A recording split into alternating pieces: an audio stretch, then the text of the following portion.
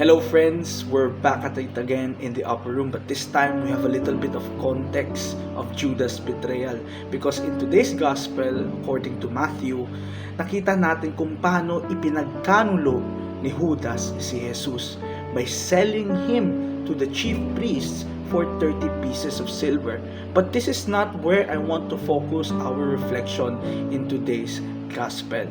There's something interesting and intriguing in the Gospel of Matthew regarding the announcement of Judas' betrayal. Because notice this, when Jesus announced it, all the disciples went into panic mode and started asking Jesus, "Is it not I, Lord?" But when we come to Judas, Judas asked, "Is it not I, Rabbi?" That is the mystery question. Why did Judas call Jesus Rabbi instead as Lord? Let us put a little context into this, because this might shed light on why Judas chose to betray Jesus. In its context, Judas is a zealot. And zealots in the time of Jesus are known for believing that the Messiah is someone powerful, someone strong, someone that would lead armies and revolutions against Rome so that they can be all liberated. But as we all know, this is not the kingship and even the lordship of Jesus. He comes as a meek and humble lamb.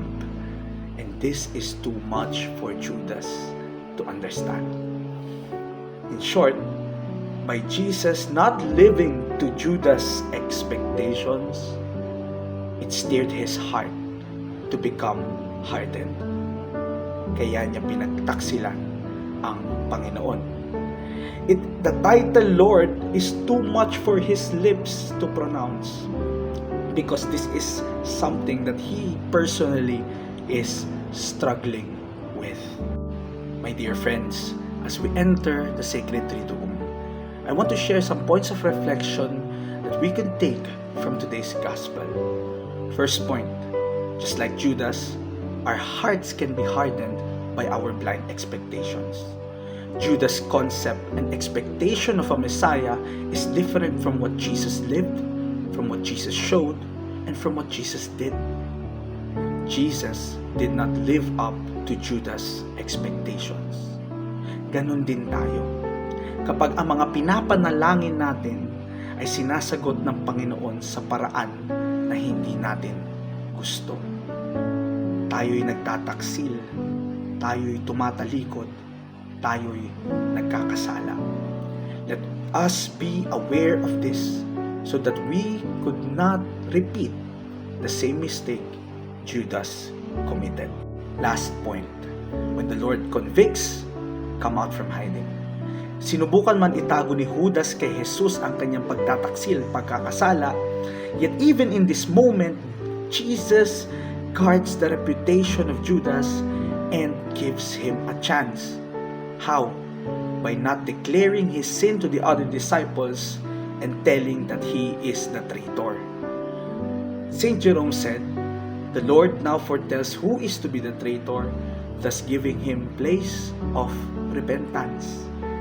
Jesus leaves Judas a space to change his mind, so that by doing this, he can experience a metanoia. Kaya kapag tumatawag ang Panginoon na magsisi at umamin, huwag na tayo magtago. Sabi nga ni Saint Augustine, "Lord, what in me could be hidden from you, even if I were unwilling to confess it to you? By not confessing, I would hide you from myself, and not myself from you." Kapatid, when the Lord in His mercy shows us patience, let us come back to our senses. Harden not our hearts at the voice of the Good Shepherd, for mercy invites us. The voice of salvation knocks at our doors. Life Himself calls us back to life. God bless you.